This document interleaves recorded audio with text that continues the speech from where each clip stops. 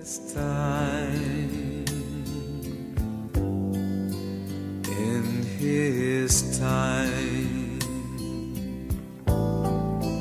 he makes all things beautiful.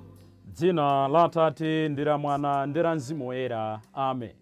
Ndikulandireniso abale ndi alongo pano pa Tiyankhuleni Ambuye. Lero ndi lachitatu pa 22 Septemba chaka cha 2021. Titaona kuti Aisraeli atuluka mu ukapolo dzulo titachita chaka cha Mateyu Oyera. Lero tikupitiriza ulendo umene tauyambadzana poona kuti tsono Aisraeli atafika kwawo chinachitika ndi chani. Koma funso limene lingatitsogolere limene tonsefe tiyankhe lonena kuti tikachimwa, tikalephera, tikagwa, timatani. Ezara akutithandiza kuti tiyankhe funso limeneli. Mawu athu oyamba akuchokera m'buku la mneneri Ezara mutu wa 9 ndime ya 5 kulekeza 9. Ndipo mawu amumthenga pabwino ndi monga adalembera Luka Oyera mutu wa 9 ndime ya 1 kulekeza 6. Tiyena abale ndi alongo tisinkhesinkhe limodzi. Ndipo tikamva mawu a Mulungu tisaumitse mitima yathu. Ambuye akhale nanu. Mawu amumthenga pabwino monga adalembera Luka Oyera. Ulemu kwa inu Ambuye. Mutu wa 9 ndime ya 1 kulekeza 6. Yesu atuma ophunzira ake 12 aja. Yesu adayitana ophunzira ake 12 aja nawapatsa ulamuliro ndi mphamvu zotulutsira mizimu yoyipa yonse ndi zochiritsa nthenda. Adawatuma kuti akalalike za ufumu wa Mulungu ndi kuchiritsa anthu odwala. Adawawuza kuti musatenge kanthu pa ulendo. Musatenge ndodo kapena thumba la pa ulendo kapena kamba kapena ndalama. Musakhale ndi mikanjo iwiri. Ndipo mukakafikira ku nyumba kwina mukakhale nawo kumeneko mpaka itakwana nthawi yoti muchoke kumudziko. Ngati kumudzi kwina anthu sakulandirani pochoka kumeneko, musanse fumbi kumapazi kwanu. Limenelo likhale chenjezo kwa iwo. Ophunzira aja adapitadi. Adankalalika uthenga wabwino ku midzi yonse, akuchiritsa ponseponse. Mthenga wa Ambuye. Ulemu kwa inu Ambuye Yesu Khristu. Mawu amene tawerengawa afafanize machimo athu ndi kutifikitsa ku moyo osatha. Abale ndi alongo, monga tinaonera lolemba lija, Aisraeli akutuluka mu ukapolo, atuluka mu ukapolo. Ndipo ayenda ulendo tsopano pafupifupi miyezi 4 afika dziko la kwawo ku Yerusalemu. Kumene kuja monga ananyamukira dzana lija kuti analandira mphatso zosiyanasiyana. Ezara amene anali ngati mulumikizitsi, mneneri amene anali owalumikizitsa ndi mfumu imene imatsogolera pa ulendo umenewu, Zerubabeli, akuwerenga limodzi ndi anthu aja zimene apata pa ulendo paja, mphatso zosiyanasiyana zimene analandira. Kachiwiri atangomaliza zimenezo, Ezara is receiving a very bad news, a very strange news, a very discouraging news. Anthu aja afuna akhale ngati wina aliyense. Mmene amachoka kuja tikumbukira even mfumu Cyrus anazoti pitani mukamange nyumba ya Mulungu ndicho lingeti musikampembedza chiyero chija chibwere poyera. Aisraeli afuna akhale ngati wina aliyense. Zijana achita sopadzana. Ife tufuna mfumu yathu. Situfunanso Mulungu kuti akhale mfumu yathu. Tufuna mfumu yone ndi maso. Nde aphatikizana ndi mitundu ina. Kumene kujatu anapezako anthu aku Egypto, anthu aku Kanaani, Ahiti, Aperezi, Ayebusi, Amoabu. Iwo aja angochita chilichonse chimene anthu aja amapanga. Pamene Mulungu anawuza kuti ndinu mtundu osankhulika, ndinu ansembe, ndinu mbumba yoyera, ndinu fuko la Mulungu, mukhale nyale, mukhale mchere. Iwo aja zonse zija azitaya, aziwala. Aliyense akupanga monga mmene akufunira. Amati mmene waiverera. And the peak of it were intermarriages. Akupanga maukwati. Timvetsetse in the context yezinthu zimene zikuchitikira. Sikuti Mulungu anali necessarily against maukwati achilendo. Tikumbukire kuti tikangana genealogy ya Ambuye Yesu mumapezeka maina achilendo achina Tamara. Maina oti sanali Ayuda ayi. Komano analetsa dala maukwati awa ndi cholinga choti asunge chiyero, asunge holiness. Pakukana kusunga chiyero, pakulolera kuti azichita maukwati ndi anthu a mitundu ina, Aisraeli, it means kuti moyo wa anthu ena onse aja unapanga penetrate, unapanga influence their own life. It means chipembedzo chinasokonekera. It means government inasokonekera. It means schools zinasokonekera. It means even social life inasokonekera. Every aspect of their life was influenced by zimene anali kukhala. Kodi izi sizikupanga sound a bit like mawawa kuyankhulidwa kwa ife Malawi, kuti pakali pano tikangana moyo wathu is influenced, ikhale business influenced by maiko obwera a China ndi anzawo, ikhale nkhani ya maukwati izo ndeti tisachite kukamba, zinthu chikhalidwe kumene tikungololera china chilichonse m'dzina la compromise, m'dzina la global village. Aya abale, tikuphunzira chani ndi mchitidwe wa Israeli ololera kuphwanya malamulo a Mulungu? Chowawa nchakunena kuti only 4 months after the exile, 1 concern ya Ezara yomwe ingakhale concern ya Mulungu kwa ife lero, ndichonena kuti Aisraeli sanafune kuphunzira from their past mistakes. 4 months down the line akubwereza zinthu zomwezo zimene zinagwetsa mu ukapolo. Tidzione pamene tili ngati Malawi, the very same things zimene zakhala zikutibwereza m'mbuyo. Takhala tikulira, kunja kuno kunali mademo, kunali chani, kulira kudandaula, tikufuna change.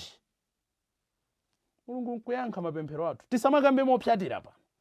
Boma ndili tikuti latonse the very same things zimene takhala tikulira, takhala tikudandaula, we are repeating them. Makontraktiwa musamapatsane pachibale, kuli anthu amene mutapatsa oti sabale anu oti simadziwa agwira ntchitoyo mokomera anthu onse, timangoti inde wathu amakakhala ayi. Tikuti polembana ntchitozi musamakonderane, tikubwereza zomwezo. Potumiza m'maembasi musamakondere, tikubwereza zomwezo. Tikusiyana bwanji ndi Aisraeli? Titayika moyo wa dziko, moyo wa ndale apo, tiyang'ane moyo wathu wauzimu, tikubwereza zomwezo.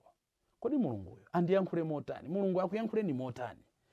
Chachiwiri, concern ya Ezara, concern ya Mulungu inalionena kuti Aisraeliwa ngakhala kupanga izi anali ndi atsogoleri, but they were leaders in sin. Akuwatsogolera in wrong direction, akuwatengera malo olakwika.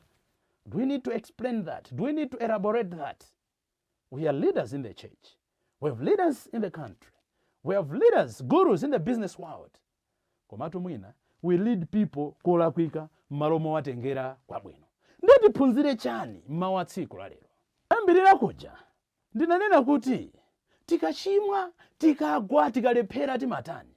Tikuona kuti Aisraeli agwa, alephera zimene zinatengera mu ukapolo, akubwereza zomwezo. Ndi Ezara is reacting.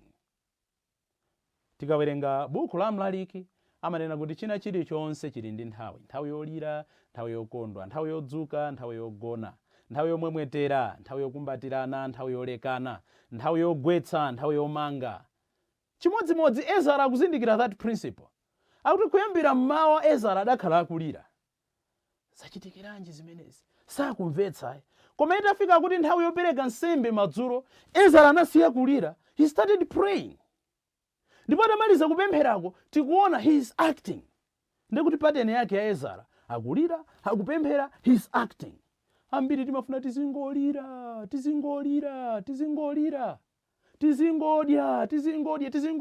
tizingogona. Ayi. Tikhale nthawi yolira inde, nthawi yopemphera, nthawi yopanga act. Tikampempha Mulunguyo tichiteko mbali yathu. Mose, uli ndi chani m'manja mwako? Ndili ndi ndodo. Menya. Wapempha, wayankha, is acting.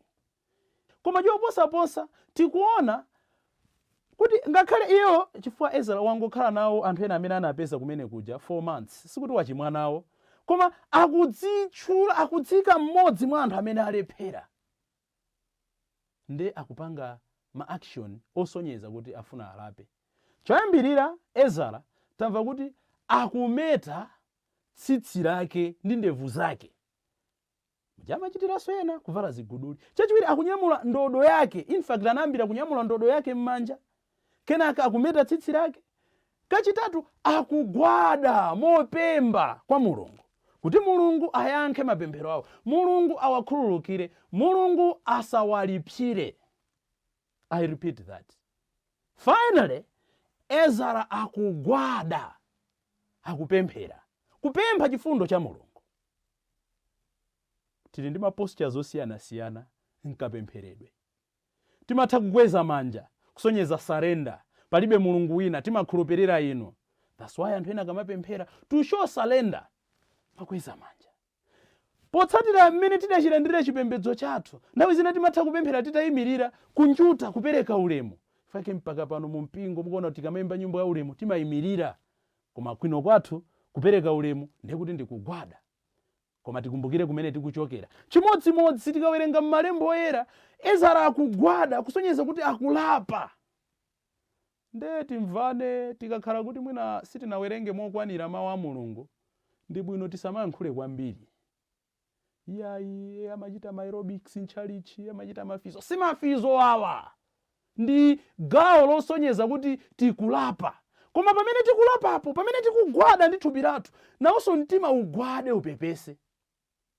Nde kwa ena amene amafunsa kuti timagwadiranji, sitidziwa kupemphera ife tidasiya. Izo ndi zanu ngati tidakupangitsani ndife. Koma tione mfumu Solomoni, tikawerenga buku loyamba la mafumu, mutu wa 8 ndi 154, inagwada kupempha chifundo cha Mulungu. Davide atachimwa anagwada, Psalm 95 ndi 6, kupempha chifundo cha Mulungu. Tikayang'ana Daniel anagwada, Daniel 6 ndi 10, kupempha chifundo cha Mulungu. Tikayang'ana Stefano pamene anali kumponya miyala, osati kuti wachimwa ndiyeyo, koma anali kuwapempherera anthu aja, atapa anagwada nkuyang'ana kumwamba, mwakhululukire onsewa, sakudziwa zimene akuchita. Ntchito za Atumwi 7 ndi 60. Petro kumene anagwada kupempha chifundo cha Mulungu. Ntchito za Atumwi 9 ndi 40. Paulo amene tikawerenga ntchito za Atumwi 20 ndi 36, awatu ndi maguruzi m'mapemphero. Ndezo zinali zocheza kwa mazona. So tisamakambeso monyoza kuti ayi apo angopanga mafizo, ayi tizingokamba zoti tatengere anthu kumoyo osatha. Nkhani tikuona machitidwe a Aisraeli pamene achimwa ndi pamene akufuna apemphe chifundo cha Mulungu kuti moyo uyambenso. Inde malemba oyera amatiuza kuti aliyense adzafera machimo ake.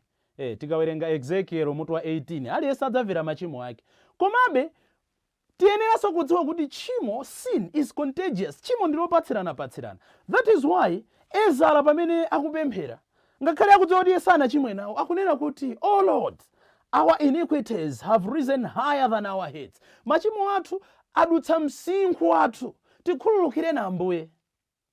Akudziwa kuti mavuto amene agwa kwa yawo, kuchimwa kwa Israeli, chifukwa akugawana nawo chipangano chimodzi, ndi mavuto ake omwe. Ena timaganiza kuti chifukwa ena ndiochimwa, ena ndiolephera, ife tikuyesetsa nde kuti basi zathu zili bwino. Ayi. Kumbukirani pemphero la Mose.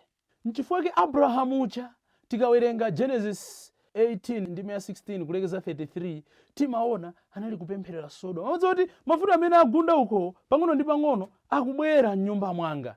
Pamene ena akuchimwa, let's unite to fight sin together. Tikabwera mawu amuthenga wabwino a tsiku la lero, tikuona Ambuye Yesu akuitana ophunzira ake ndi kumapatsa malamulo oti akagwirire ntchito, mphamvu zotulutsira mizimu yoyipa, mphamvu zochiritsa matenda. Anthu amene anawayitana sikuti anali anthu otchuka, sikuti anali anthu ophunzira, sikuti anali anthu achuma, anali anthu ofoka ngati inu ndine. The only difference chimene chinasiyanitsa amene anawayitana aja ndi their closeness, their relationship ndi Ambuye Yesu. Lero titokhala anthu ofanana, titochoka banja limodzi, titochoka mtundu umodzi, titomapanga business imodzi, titomapemphera mpingo umodzi. Tilole kuti ubale wathu ndi Mulungu utisiyanise with the rest of the people. Anthu azitonena kuti koma uyuyu ndi mchewadi, koma uyuyu ndi mlomwedi, bwanji sachita zokondera anzake. Answer yake zikhaonera kuti chifukwa cha ubale wake ndi Ambuye Yesu. Anthu akupanga business limodzi, anayamba business limodzi, anthu anabadwa nyumba imodzi, koma tiona ndi amachita zinthu mosiyana kwambiri. Answer yake zikhaonera kuti wina ali ndi ubale ndi Ambuye Yesu. Let our relationship with God, relationship with Christ, be our distinctive character with the rest of the world.